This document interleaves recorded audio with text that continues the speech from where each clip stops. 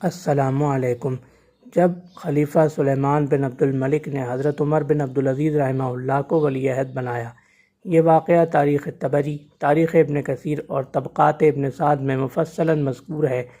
99 ہجری صفر کے مہینے میں جب خلیفہ سلیمان بن عبد الملک بستر علالت پر دراز تھے تو اپنے ولی عہد کے معاملے میں مشورہ کرنے کے لیے انہوں نے اپنے خاص مشیر رجا بن حیوہ کندی کو بلایا اور اظہار خیال کیا کہ میرے بعد جو ولی عہد مقرر تھا اس کا تو میری زندگی میں انتقال ہو چکا ہے، میرے چھوٹے بھائی مروان اکبر کا تو میری زندگی میں انتقال ہو چکا ہے، اب اس کے بعد جو ولی عہد مقرر ہوا تھا وہ زندہ ہے، تو لہٰذا اب آپ کیا مشورہ دیتے ہیں؟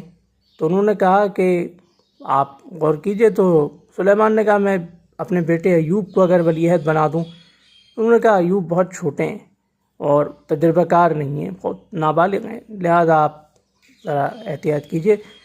تو سلیمان نے پوچھا اچھا میرے بڑے بیٹے داؤد کے بارے میں کیا خیال ہے؟ تو رجا بن حیوہ نے کہا وہ قسطنطنیہ کی مہم پر ہیں اور یہ معلوم نہیں کہ زندہ ہیں یا شہید ہو گئے۔ سلیمان سوچ میں پڑ گئے۔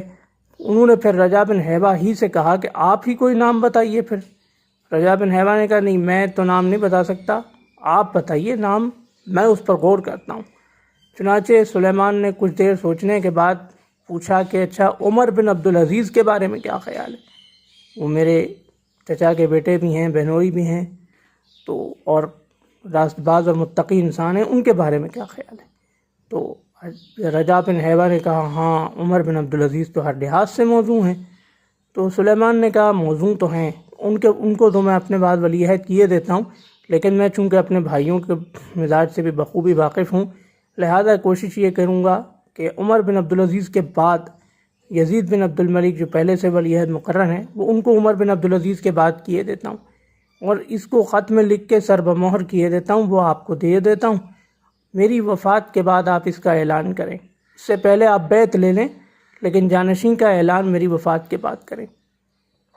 چنانچہ سلیمان نے خط لکھ کر اس پہ مہر لگائی، لفافے میں بند کر کے مہر لگائی اور رجا بن حیوہ کو دے دیا۔ رجا بن حیوہ باہر آئے، پہلے حضرت عمر بن عبدالعزیز ملے۔ انہوں نے کہا کہ رجا مجھے خوف ہے کہ سلیمان نے کہیں میرا نام نہ لے لیا ہو ولی عہد کے لیے، تو اگر آپ ایسا ہے تو مجھے بتا دیں تو میں خود کو علیحدہ کیے دیتا ہوں۔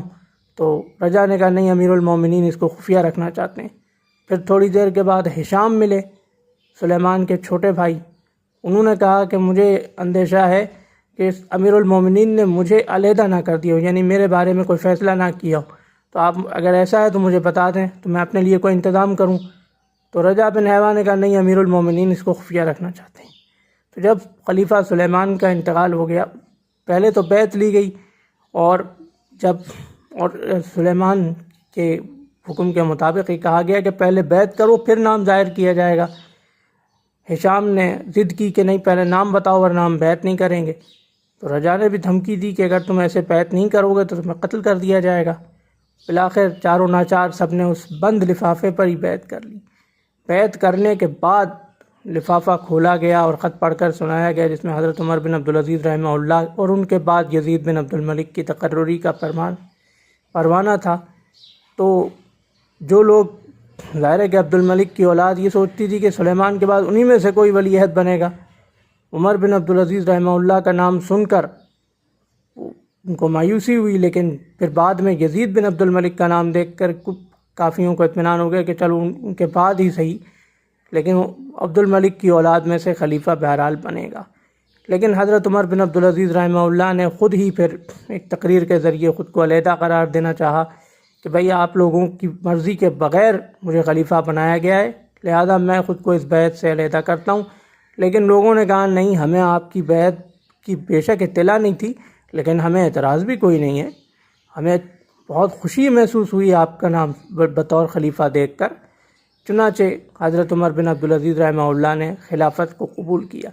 تو یہ تھا سلیمان بن عبد الملک کا حضرت عمر بن عبدالعزیز رحمہ اللہ کو اپنے آخری ایام میں خلیفہ نامزد کرنا اور حضرت عمر بن عبدالعزیز رحمہ اللہ کا خلیفہ منعقد ہونا۔ انشاءاللہ اگلی ویڈیو میں ایسے ہی ایک اسلامی واقعے کے ساتھ حاضر خدمت ہوں گے۔ اللہ حافظ۔